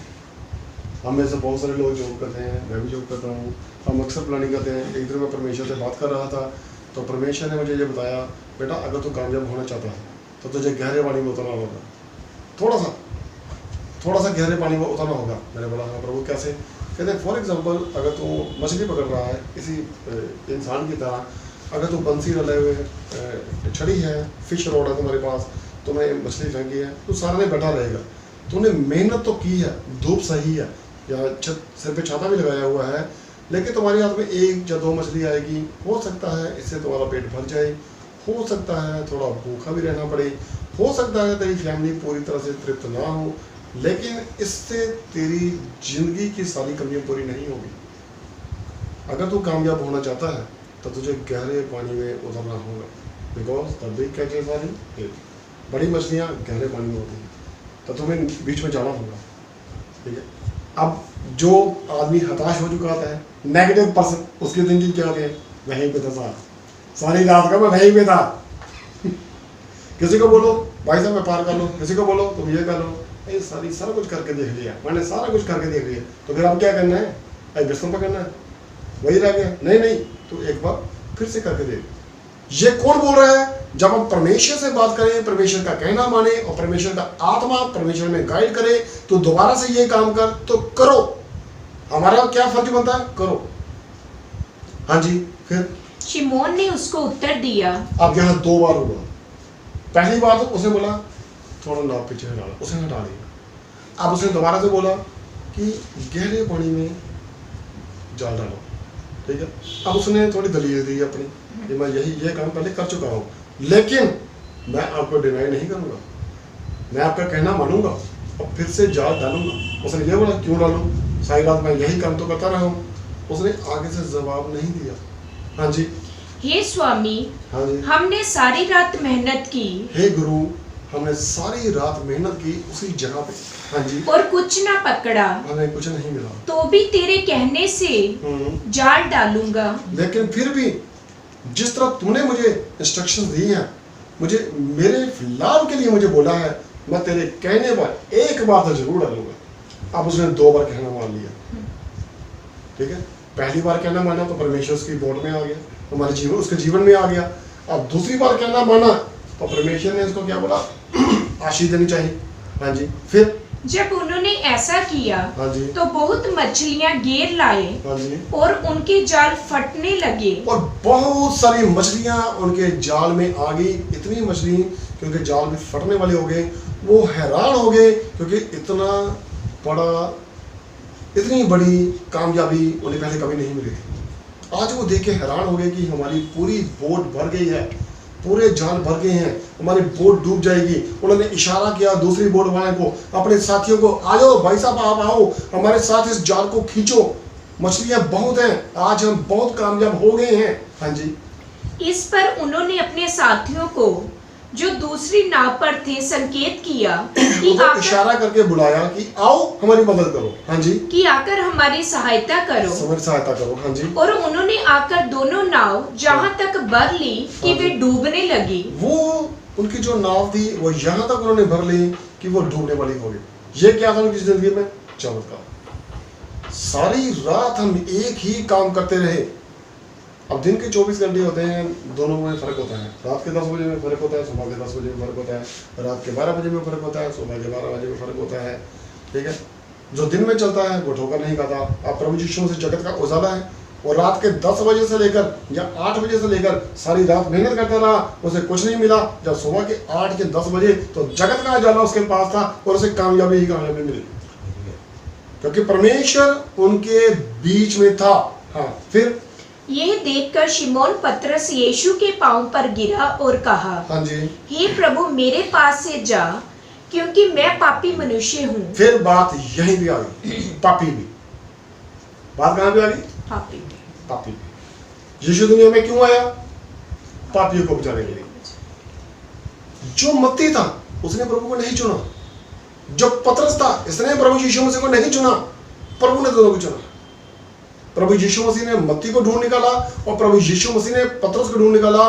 बाइबल में क्लियर लिखा है, वहां और भी नामें थी, लेकिन वो किस पे बैठा? जो पापी था।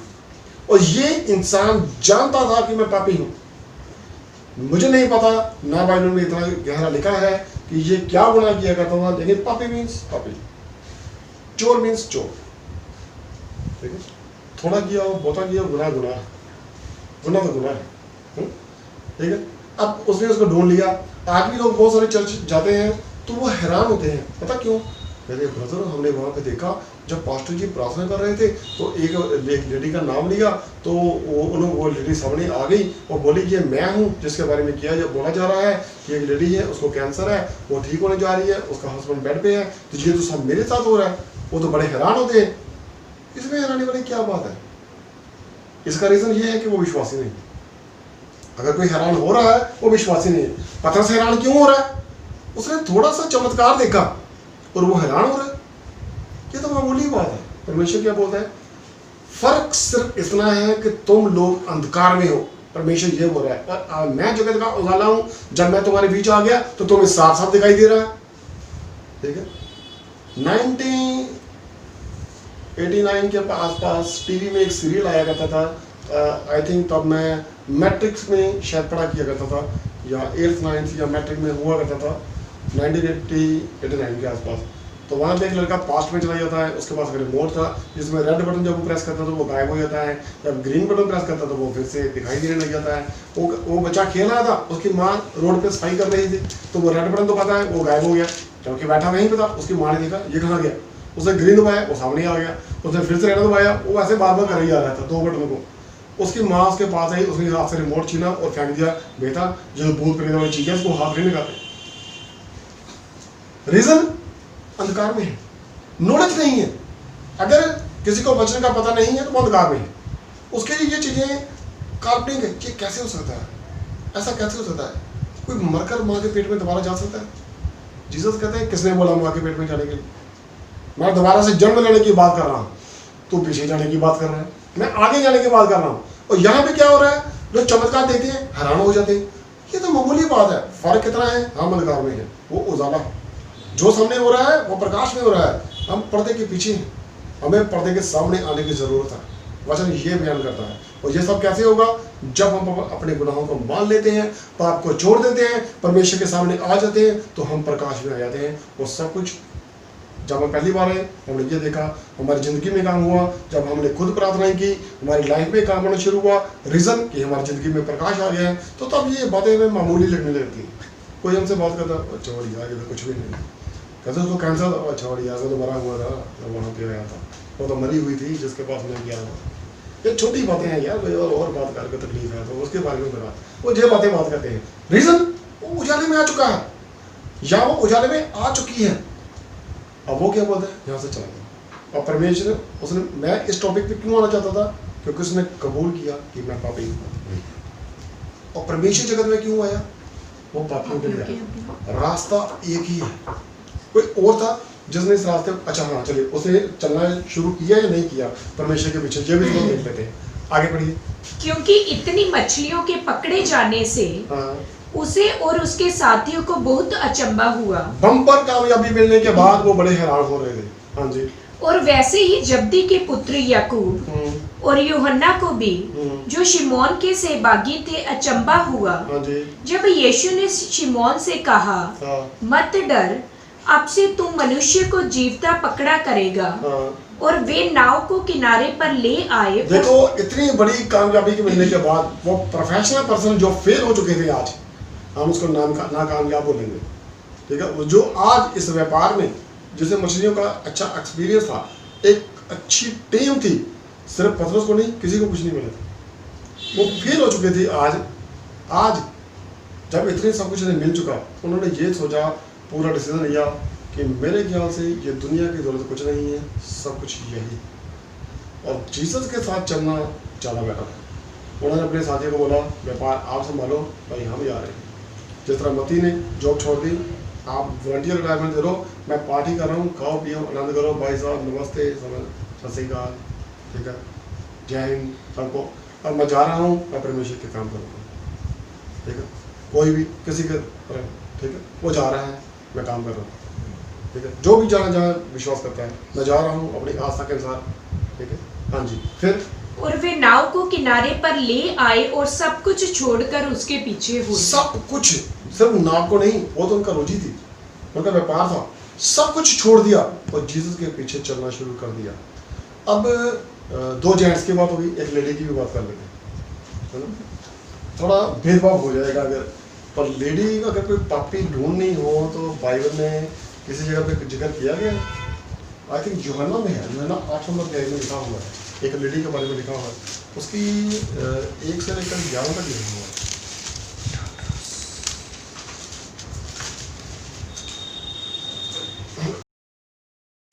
परंतु 3 नंबर ऐसे देखिए। हाँ जी, तब शास्त्री और फरीसी हाँ जी, एक स्त्री को लाए जो हाँ बिल्कुल बिल्कुल सही, यही है।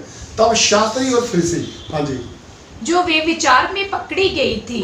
अब लेडीज के लिए ये गुनाह बहुत बड़ा गुनाह है। एक लेडी जो वह विचार करते एक्स्ट्रा मैरिटल रिलेशन रखते हुए या वेश्यावृत्ति में पकड़ी गई थी, शास्त्री और फरीसी जो प्रभु यीशु मसीह को भी तंग किया करते थे और लोगों पर नजर रखा करते थे, वो एक लेडी को पकड़ कर लाए जो वह विचार में पकड़ी गई थी। हाँ जी, और उसको बीच में खड़ा करके यीशु से कहा, आप देखो ये लेडी पकड़ी गई है वह विचार में, क्या ये धर्मी थी या पापी थी? डेफिनेटली पापी थी, तभी तो व्यभिचार करती थी। जो व्यभिचारी है वो पापी है, वचन में लिखा है व्यभिचार मत कर, इसका मतलब वो पाप करती थी, यह कन्फर्म वो पापी है। शायद उसके मन में यह भी था कि मुझे मूसा के व्यवस्था के अनुसार मुझ पर पथराव किया जाएगा, मुझे मार देंगे। वो व्यभिचार क्यों करती थी? वो कोई प्रोफेशनल के अकॉर्डिंग नहीं, शायद अपने बच्चों को पालने के लिए या अपना परिवार चलाने के लिए या किसी मजबूरी के वंश में ऐसा करती होगी, तो उसके मन में ये आ रहा होगा कि मेरे बच्चों का अब क्या होगा, इससे तो अच्छा था मैं भूखी मर जाती, इससे तो अच्छा था मैं तंग मर जाती। तो उसके मन में शायद कुछ दुख प्रकट हो रहा होगा। और जहाँ ऐसी बातें होती हैं, जहाँ लोग सब परमेश्वर पर छोड़ देते हैं, जिस तरह पतरस ने छोड़ा हुआ था और मत्ती खोज में था, इस तरह शायद इस लेडी के मन में भी ये बात आती होगी कि मेरे खुदा एक मौका मुझे दे दे, मैं फिर से गुनाह नहीं करूँगी। हाँ जी, तो प्रभु यीशु मसीह वहाँ पे जैसे प्रकट हो गए। ये गुरु, ये स्त्री वे विचार करते पकड़ी गई है। अब जीसस वहाँ पे आ गए, उन्होंने देखा कि जीसस को अच्छी तरह से जानते थे, बहुत बार फरीसी और शास्त्री से मिले थे। उन्होंने से पूछा, चलो इन्हीं से पूछते हैं क्या बात करते हैं, ये तो किसी पे इल्जाम नहीं दिखाते, आज देखते हैं क्या बोलते हैं। हे गुरु, ये स्त्री जो हमारे सामने खड़ी है वह विचार में पकड़ी गई है। और जीसस उस समय क्या कर रहे थे? क्या कर रहे थे सबको पता है। वो जमीन पर बैठकर ऐसे फिंगर से कुछ लाइंस वगैरह बना रहे थे फिंगर से, यानी कि जीसस उनको इग्नोर कर रहे थे। आज भी कोई हमसे अगर बात कर रहा है, तो हमारे एक पास्टर जी थे, बड़ी देर हो गए हमें मिले नहीं, तो जब वो कभी हमारे घर में आया करते थे, मेरे साथ बैठकर मुझसे बात किया करते थे, तो वो बड़ी इंटरेस्टिंग बात है कि जब वो बात कर रहे होते थे तो बात करते करते अगर मेरे सामने मोबाइल पड़ा है, मैंने मोबाइल से देखा और रखने लगा, तो इतने में यानी कि 1-2 सेकंड में वो बोलना शुरू करते थे, ब्रदर मेरी आंखों में देखो। मैं देखता था, मैं कहा ब्रदर ऐसा क्यों? कहते इससे मुझे लगता है तो मेरी बात सुन रहा अगर तो मेरी तरफ नहीं देखेगा तो मुझे लगेगा तो मुझे इग्नोर कर रहा हूँ। ठीक है, अगर कोई मैं आपसे बात कर रहा हूँ या आप मुझसे बात कर रहे हैं तो मैं इधर उधर देखता रहूँगा, तो आप सोचेंगे लगता है ब्रदर इग्नोर कर रहे हैं, ये बात को ध्यान से सुन नहीं रहे हैं, है ना, मुझे बोलना नहीं चाहिए, शायद मुझे टॉपिक चेंज कर देना चाहिए। तो वो भी मुझे अक्सर बोला करते थे, क्या मेरी आंखों में देखो, इस तरह मुझे लगता है तो मेरी बात सुन रहा है। मैं कहा हाँ जी पास्टर जी, हाँ जी, अब मैं आंखों में ही देखूंगा और बताइए। ठीक है, तो अब यहाँ पे क्या हुआ, जीसस जमीन पे फिंगर से लाइनें बना रही हैं। हाँ जी पढ़िए। व्यवस्था में मूसा ने हमें आज्ञा दी है हाँ जी। कि ऐसी स्त्री पर पत्थरवाह करें। हाँ जी। तब तू इस स्त्री के विषय में क्या कहता है? अब जीसस फिंगर से जमीन पे कुछ लकीरें बना रहे थे। डेफिनेटली जीसस उनको इग्नोर कर रहे थे, क्योंकि जीसस उसे बचाना चाहते थे और जीसस ये देखना चाहते थे शांत स्वभाव से कि ये क्या बोलते हैं।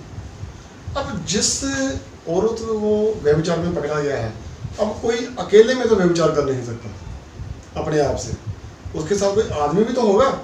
आदमी को भगा दिया उन्होंने और लेडी को पकड़ लिया उन्होंने, ठीक है, तो वो आदमी कहाँ गया?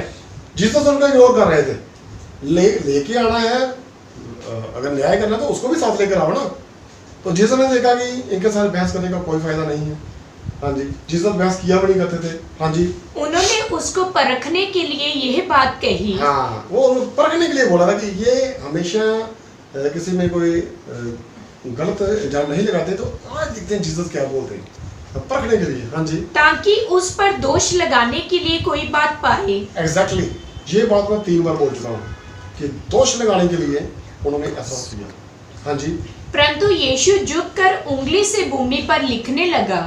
एग्जैक्टली, वहीं पे आगे जीसस क्या कर रहे थे? इग्नोर। वो बंदा कहाँ पे है जो फिंगर से लिख रहे थे, और तीसरा कहाँ पे है, तुम लोग इतने सारे हो, वो कहाँ पे है? तो जीसस उसको इग्नोर कर रहे थे। उन्होंने फिर से बोला, गुरुजी क्या करना चाहिए? हाँ जी, जब वे उससे पूछते ही रहे, देखा वो फिर से बार बार फोर्स करते रहे, हमने तो आज छोड़ना नहीं है, आज तो जीसस को पकड़ना है। मुझे याद है कि जब मैं कॉलेज में पढ़ा करता था, तो हमारे एक पंजाबी के टीचर हुआ करते थे, तो वो मुझे बताते थे कि कुछ लोग लड़के थे बड़े शरारती थे, तो उनके मोहल्ले में एक संत रहा करता था, साधु रहा करता था, जो परमेश्वर का बहुत प्रेमी था। उसकी बात कभी कोई झूठी नहीं निकली थी, कभी कोई जो बात वो मुंह से निकालता था वो सच ही होती थी। वो बच्चे बड़ा क्या बोले, शरारती थे। आज हमने इस संत को झूठा साबित करना ही करना है। कहता कैसे? कहता तरीका हमारे पास है।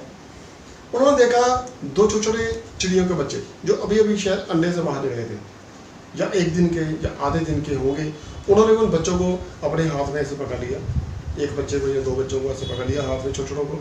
कहते हम बाबा से पूछेंगे, बाबा जी इसमें क्या है? और बाबा जी तो बोल देंगे चिड़ियों के बच्चे। कहते हम उससे बोलेंगे जो जिंदा है, जो मरे हुए हैं। तो अगर वो बोलेंगे जिंदा है तो हम उसको दबा कैसे मार देंगे, अगर वो बोलेंगे मरे हुए तो बोल देंगे ये तो जिंदा है। आज तो बाबा गया, आज तो उसको झूठा साबित कर ही देना। उसके बाद गए, बाबा जी प्रणाम। हाँ जी प्रणाम जी। बाबा जी इसमें क्या है? कहते जी इसमें चिड़ियों के छोटे छोटे बच्चे हैं। कहता बिल्कुल ठीक है, ये जिंदा है जो मरे हैं? कहता अब उसने क्या जवाब दिया? कहता बात ये नहीं है कि बच्चे जिंदा है जो मरे हैं, पर इस समय बच्चों की जिंदगी है वो तुम्हारे हाथ में। ठीक है, ठीक है। इस समय उस लेडी का फैसला करना किसके हाथ में था? ये इनके हाथ में था। और वो जीसस पे ये इल्जाम थोपने की कोशिश कर रहे थे कि जीसस ने बोला था पत्थर मार दो।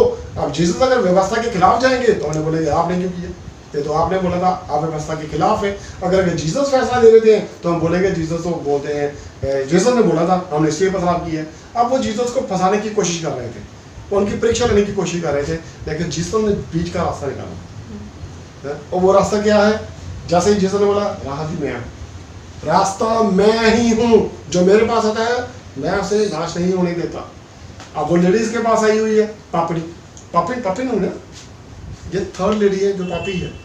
हाँ जी, फिर तो उसने सीधे होकर उनसे कहा, हाँ जी, तुम में जो निष्पाप हो। हाँ, पहले वो झुके हुए थे, अब वो सीधे हो गए। अब मुझे सीधा होना पड़ेगा, ये छल का सहारा ले रहे हैं। तुम में जो पापी नहीं है, हाँ जी, वही पहले उसको पत्थर मार। ठीक है, मूसा की व्यवस्था के अनुसार इंसाफ किए जाना चाहिए, लेकिन इंसाफ वही करे जो पापी नहीं है। तुम में जो पापी नहीं है वो शुरुआत करो, तुम मारो। मेरा क्या है, मैं बाद में देखूंगा। ठीक है, अब पापी तो सभी थे, कोई अपने आप को ये नहीं बोल सकता कि हम पापी नहीं थे। तो धीरे धीरे एक एक करके सब वहां से खिसक गए। हाँ जी, और फिर झुककर भूमि पर उंगली से लिखने लगा। बस फिर से अपना काम करने लगे। हाँ जी, परंतु वे यह सुनकर बड़ों से लेकर छोटों हाँ तक जी, एकाएक करके निकल गए। हाँ जी, और यीशु अकेले रह गए, हाँ जी, और स्त्री वही बीच में खड़ी रह गई। हाँ जी, यीशु ने सीधे होकर उनसे कहा, हाँ, हे नारी, वे कहाँ गए? हाँ। क्या किसी ने तुझ पर दंड की आज्ञा ना दी? हाँ जी। उसने कहा, हे प्रभु, किसी ने नहीं। हाँ, अब जीसस ने उसे बख्श दिया, लेकिन जीसस ने उसे एक बात और भी बोली। ये नहीं कि जीसस को पता नहीं था कि वो पापी नहीं है, उसको पता था डेफिनेटली। वह विचार में पकड़ी गई है, उसको पता है, साबित हो चुका है। अब जीसस ने से एक बात बोली, माफ तो तुम्हें कर दिया गया है, माफ हमें भी कर दिया गया है, माफ इन सभी को कर दिया गया है जो आज बेड पे पड़े हुए हैं, जो गुनाहों की तौबा करते हैं। लेकिन जो सोचता है मैंने किस चीज़ का गुनाह किया है, उसकी आत्मा मर चुकी है, उसे आईसीयू में डालने की ज़रूरत है। तो जब वो आईसीयू में पड़ा होगा, मेरे ख्याल से वो तब भी गुनाहों की तौबा नहीं करेगा, उसके बच्चे करेंगे आगे, मेरा पापा बीमार है। गुनाह होता है सबसे, और ये नहीं कि बच्चे गुनाहों की तौबा करेंगे तो पापा ठीक नहीं हो जाएगा। वचन क्या कहता, तू बच तेरे घर में चल जाएगा, तू माफी मांग तेरा परिवार बचा जाएगा। अगर तुम्हारी जिंदगी में प्रॉब्लम आ रही है तो तेरे पिछले की सजा भी तुम पर आ रही है, क्योंकि परमेश्वर का वचन कहता है, मैं 4 पीढ़ियों तक सजा देता हूँ। हाँ जी, फिर यीशु ने कहा, मैं भी तुम पर दंड की आज्ञा नहीं देता, हाँ जी, जाओ और फिर पाप न करना। ये बात इंपॉर्टेंट है। मैं तुम्हें ठीक कर दूंगा, लेकिन वादा कर कि तुम फिर से पाप नहीं करोगे। अब हमें क्या करना है, हमें क्या करना है? पहले तो अपने गुनाहों की तौबा करनी है, परमेश्वर के सामने कबूल करना है कि हम पापी हैं, और परमेश्वर कहना, प्रभु जी हमें समझ दे, हम फिर से गुनाह ना करें, हमें बचा लें। परमेश्वर क्या करेगा, हमें बचा लेगा। अब 3 गवाहियाँ काफ़ी हैं, या शायद एक आधी और देख लेने चाहिए। मेरे ख्याल से शायद वक्त तो मुझे इजाज़त नहीं देता, लेकिन अगर देख भी लेंगे तो मेरे ख्याल से 3 गवाहियाँ काफ़ी नहीं हैं। एक और देख लें। एक हमने देखा था जो जॉब किया करता था, फिर हमने देखा जो प्रोफेशनल था, फिर हमने देखा एक लेडी जो व्यभिचारिणी थी।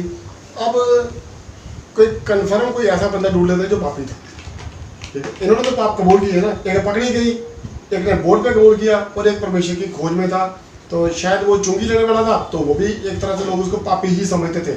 लेकिन ये भी कन्फर्म करते हैं जो पापी था उसको पकड़ लेते हैं, ठीक है। इसके लिए चलते हैं लूका, इसका 23 नंबर अध्याय पे 23 अध्याय पे वर्स 38 पे, जब जीसस को सजा दी जा रही है पापियों के बीच में। और उसके ऊपर एक दोष पत्र भी लगा था। और उस समय जब जीसस को सजा दी गई तो उस पर एक दोष पत्र लगाया गया, यहूदियों का राजा।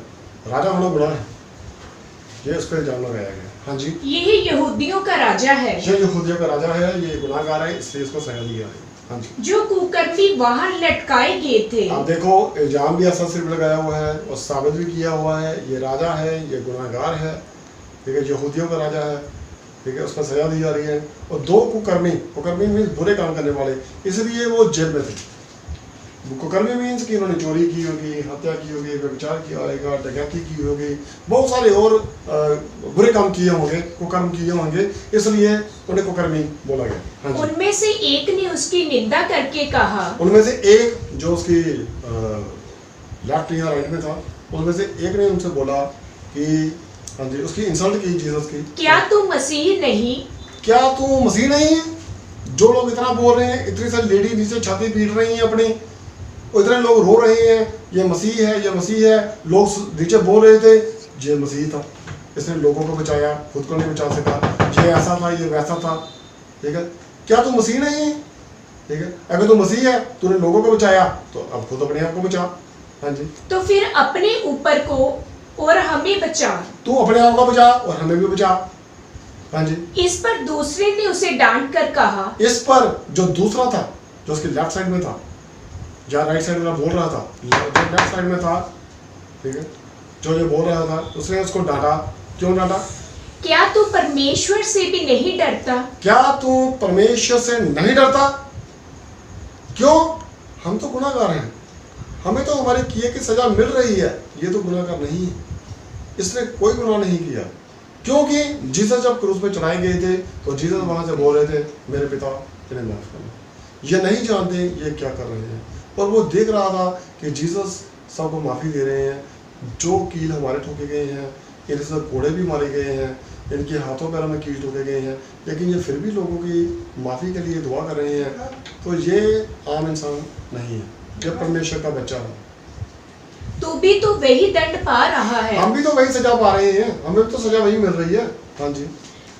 और हम तो न्याय अनुसार दंड पा रहे हैं। और हमें तो जो फैसला किया जा रहा है वो ठीक किया जा रहा है, सजा जो मिल रही है ठीक है, हमें ऐसा ही होना चाहिए था। हाँ जी। क्योंकि हम अपने कामों का ठीक फल पा रहे हैं। हमें तो ठीक सजा मिल रही है, मिलनी चाहिए थी। पर इसने कोई अनुचित काम नहीं किया। अब हम पहले बात कर रहे थे कि जो आदमी बुरा है उसके मन में अच्छी बात नहीं आ सकती, और जो अच्छा है उसके मन में बुरी बात नहीं आ सकती। जैसे वचन में लिखा है, अच्छा पेड़ बुरा फल नहीं दे सकता और बुरा पेड़ अच्छा फल नहीं दे सकता। ये जीसस को जान चुका था, और जेल में या आगे पीछे इसने जीसस के बारे में सुना था, तो ये सोच रहा था कि काश मुझे जीसस पहले मिले होते तो मैं ये बुराई का रास्ता छोड़ सकता था। अब बात क्या है, दो कुकर्मी हैं। कुकर्मी कितने हैं? दो। उनमें से गुनाह कौन कबूल कर रहा है? एक ही आत्मा मर चुकी है और जीसस पे इल्जाम लगा रहा है, और गुनाह कौन कबूल कर रहा है? एक। जो बचाया कौन जाएगा? जो तौबा करेगा, जो अपनी गलतियों को मान लेगा। परमेश्वर किस लिए आया? शुरू से लेकर अंत तक पापियों को बचाता रहा, और अब भी एक पापी उसके साथ है जो अपना गुनाह कबूल कर रहा है। हाँ जी। तब उसने कहा, हाँ हे जी। प्रभु, हाँ जी। जब तू अपने राज्य में आए हाँ तो जी। मेरी सुधि ले। प्रभु जी तो मुझे याद रखना, जब तू अपने राज्य में आए तो मेरी सुध लेना कि मैं तेरे साथ था मरने से पहले। हाँ जी। उसने उनसे कहा, मैं तुमसे सच कहता हूँ। परमेश्वर ने फिर से बोला, मैं तुमसे सच कहता हूँ, जिस तरह शुरू में बोला था, राह सच्चाई और मार्ग मैं हूँ, मैं तुमसे सच कहता हूँ कि आज ही तुम मेरे साथ स्वर्ग लोक में हो। आज ही मेरे साथ स्वर्ग में होगा। मेरे ख्याल से मुझे वक्त ज़्यादा इजाज़त नहीं दे रहा। हाँ, सभी ऐसे सिर भी आ रहे हैं। भाई आप सच बोल रहे हैं, वक्त ज़्यादा हो चुका है, तो मेरे ख्याल से अब इस टॉपिक को यहाँ पे ख़त्म करते हैं। थोड़ा सा और देख कर, थोड़ा सा ज़्यादा वक्त नहीं लूँगा, हार्डली 2-3-4 मिनट हम इस वचन को ख़त्म करने वाले हैं। तो मैं ये बोल रहा था कि ये जो 4 लोग हैं, हम और लोगों की भी बात कर सकते हैं, लेकिन वक्त की कमी के कारण हम आगे नहीं बढ़ पाएंगे। इन 4 लोगों को, मत्ती को या पतरस को जैसे पीटर बोला गया है, या उस व्यभिचारी औरत को, या इस कुकर्मी को जो जीसस के साथ क्रूस पे चलाया गया, इन्हें क्या मिला? इन्होंने जीसस पर हाँ ये तो चला ही नहीं, ये तो पापी था ना, ये तो चला ही नहीं, इसे क्या मिला? और बाकी तीनों को क्या मिला? मत्ती, उसे क्या मिला या हमें क्या मिलेगा जो हम आज चलना शुरू कर देते हैं? बाइबल में लिखा है, ऐसा कोई नहीं जिसने मेरे लिए थोड़ा छोड़ा हो और 100 गुना से ज़्यादा ना पाया हो। सिर्फ मेरे पीछे चलने की इच्छा जाहिर की हो, मैं उसे भी बचा लूँगा। अगर वो सारी चीज़ की कुछ नहीं कर पाया, कोई दिक्कत वाली बात नहीं। उसने इच्छा जाहिर की है ना, मैं चलना चाहता हूँ, मैं करना चाहता हूँ, मुझे खड़ा कर दे, 100% श्योर। अगर उसने इच्छा जाहिर की है सच्चे मन से कि मैं काम करना चाहता हूँ, तो परमेश्वर उसे उड़ाकर, उसे ठीक करके उठाकर खड़ा करेगा। यह परमेश्वर का वादा है। ठीक है, तो आज इस मत्ती को क्या मिला? इस मत्ती ने, जिसने अपनी रोजी को छोड़ दिया, नौकरी को छोड़ दिया और परमेश्वर की अपनी इच्छा से सेवकाई करनी शुरू की, इतिहास के पन्नों में इसका नाम अमर हो गया। इसने प्रभु यीशु मसीह की जीवनी लिख दी, वंशावली लिख दी प्रभु यीशु मसीह की, जैसे किसी और ने नहीं लिखा सिवाय मत्ती को छोड़कर। मत्ती ने वो वंशावली लिख दी। आज भी 2000 साल के बाद तक इसी वंशावली को पढ़कर लोग आशीष पाते हैं। फिर पतरस को क्या मिला? पतरस ने प्रभु के रास्ते पर चलना शुरू किया, और पतरस ने अजीब अचंभे काम किए, मुर्दों को जिंदा कर दिया, प्रभु के नाम का प्रचार किया। आज भी पतरस की चर्चा, जो एक नाकामयाब और फेल व्यापारी हो चुका था, एक रात को प्रभु ने उसे कामयाब इंसान बनाया, और सच में जो प्रभु का वादा था तो इंसानों को पकड़ा करेगा, उसने वह परमेश्वर के सामने उन लोगों को लेकर आया जो दुखी और लाचार और बीमार और मरे हुए थे। उसने बड़े बड़े काम किए। अब उस औरत को क्या मिला? जो व्यभिचारण थे, उस समय और भी बहुत सारी व्यभिचारणी थी, लेकिन इसके मन में इसने तौबा की, परमेश्वर के पास आई, और जब परमेश्वर ने इसे बोला कि तू फिर से गुनाह ना करना, तो इसने परमेश्वर पर विश्वास किया, और इतिहास के मनों में सिर्फ इसी का नाम लिखा गया, तो इसने चलना शुरू किया। अब उसे क्या मिला? जो उसको कर्मी था, जो प्रभु यीशु मसीह के साथ था क्रूस पे, उसे क्या मिला? मरने से चंद मिनट पहले उसने प्रभु के काम करने की इच्छा जाहिर की। अब ये तो कन्फर्म है कि उसके बाद उससे गुनाह नहीं हुआ। साथ वाला अभी भी गुनाह कर रहा है और बोल रहा है, खिलाफ बोल रहा है, क्योंकि पापी ये भी था, इसके मन में क्या आया, शायद जब ये दोनों चोरी किया करते थे तो ये बड़ा बोलता होगा कि हम यहाँ हाथ मारें, तो छोटा बोलता होगा मेरे ख्याल से काफ़ी हो गया, कहता नहीं थोड़ा हाथ मार लेते, चलो ठीक है, फिर ये भी सहमत हो जाता होगा उसके साथ। शायद इसके नीचे थोड़ी अलग होगी, मैं ये नहीं बोला कम पापी होगा, ज़्यादा ही होगा, ठीक है। लेकिन उसने क्या किया, उसने प्रभु के रास्ते पर चलने की इच्छा जाहिर की, और परमेश्वर ने उसे क्या बोला, मैं तुमसे सच कहता हूँ तो आज ही मेरे साथ स्वर्ग में होगा। और उसने मरने के चंद मिनट पहले गुनाहों को कबूल करके जीसस के पास जब आना चाहा तो उसे क्या मिला, हमेशा की जिंदगी, अनंत जीवन उसे मिल गया। जब हम जीसस के पास आते हैं तो हमें क्या मिलेगा, सबसे पहले हमें वो मिलेगी वो शांति जैसे हम ढूंढ रहे हैं, ठीक है, वो आशीष जो हम पाना चाहते हैं, वो रास्ता जिस पर हम चलकर हमेशा की जिंदगी पाना चाहते हैं, अनंत जीवन, ये सब कुछ हमें क्या मिलेगा, विरासत में, और इसकी कोई कीमत नहीं। ये क्या है, फ्री ऑफ कॉस्ट, बिल्कुल टोटली फ्री ऑफ कॉस्ट, ठीक है। फ्री दो, फ्री ले जाओ, फ्री में आओ, जीसस के पास आओ, परमेश्वर पर विश्वास रखो, सारी तकलीफें यहीं छोड़ जाओ और परमेश्वर के घर से आशीष भर के लेके जाओ। आज परमेश्वर ने हमारे लिए वो रास्ता खोल दिया है जिस पर चलकर हम आसानी से उस जगह भी जा सकते हैं जहां हम जाना चाहते हैं। यही एकमात्र रास्ता है इस चक्रव्यूह से बाहर निकलने का, ठीक है। परमेश्वर हमें आशीष दे। आमीन। प्लीज सभी अपनी अपनी आंखें बंद कीजिए और परमेश्वर आखिरी प्रार्थना में चलते हैं, परमेश्वर की कोई तरह बोलिए, ठीक है।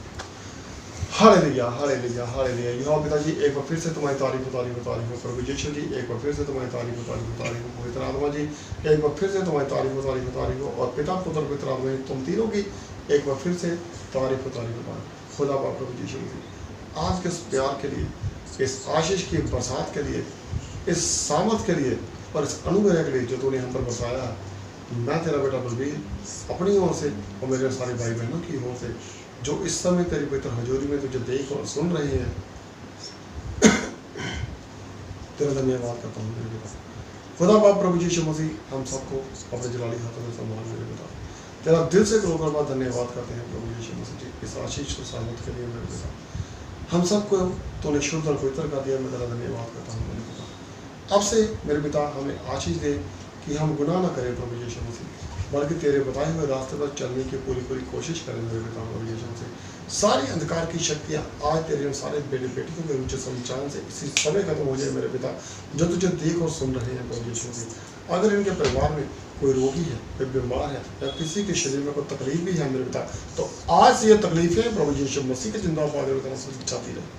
खुदा प्रभु जी जिस तरह तूने कहा बड़ी आशीष गहरे में होती है मेरे पिता, तो तेरे सारे बच्चे जो आज जिनके पास फाइनेंस की कमी है और वो आगे बढ़ना चाहते हैं, रोजी रोजगार में समस्या है मेरे पिता, इन सबको तो उन हरे चरागाहों में लेकर चल मेरे पिता, और उस जगह पर लेकर चल, उस गहराई में जहाँ तो खुद हमारे साथ है और जहाँ हम फेल नहीं हो सकते मेरे पिता, वहाँ पे तो हमारे साथ चल और हमें वहाँ से कामयाबी देकर अपने साथ लेकर चल मेरे पिता, ताकि हम कामयाब होकर तेरे काम करें प्रभु यीशु मसीह। कामयाबी के साथ साथ हमें तेरी सामर्थ्य भी मिले प्रभु यीशु मसीह, तेरी आशीष भी मिले मेरे पिता प्रभु यीशु मसीह जी।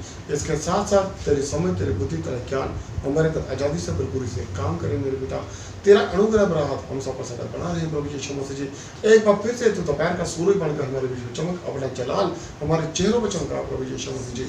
और खुदा बाप हमें अपने चेहरे का नूर दे और अंधकार हमारे सामने से, हमारे अंदर से, शरीर के आगे पीछे बाहर से, सब कुछ से प्रभु यीशु मसीह के जिंदा पाकर के तरह से दूर, रोजी रोजगार से, घर से, परिवार से, बिजनेस से, व्यापार से, सब कुछ से अंधकार खत्म हो प्रभु यीशु मसीह। और प्यार पिता हम तेरे अनुग्रह से भर जाए प्रभु यीशु मसीह के जिंदा पाकर के तरह से।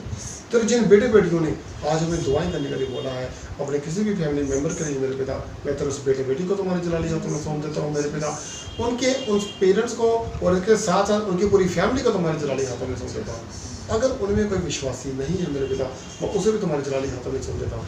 जो थोड़ा विश्वासी है मैं उसे भी तुम्हारे जलाली हाथों में सौंप देता हूँ। पूरे परिवार को, पूरी फैमिली को, जिसकी उसे चिंता है प्रभु यीशु मसीह, उसे मैं तुम्हारे जलाली हाथों में सौंप देता हूँ प्यारे पिता।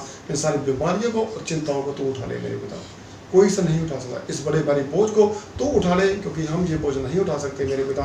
इस बोझ को तू ही उठा सकता है प्रभु यीशु मसीह, और हमें अपना बोझ दे दे मेरे पिता, भक्ति और आराधना का, ताकि हम तेरे सिखाए हुए चलते रहें प्रभु यीशु मसीह। तू हमारा पिता है, हम तुम्हारे बच्चे हैं।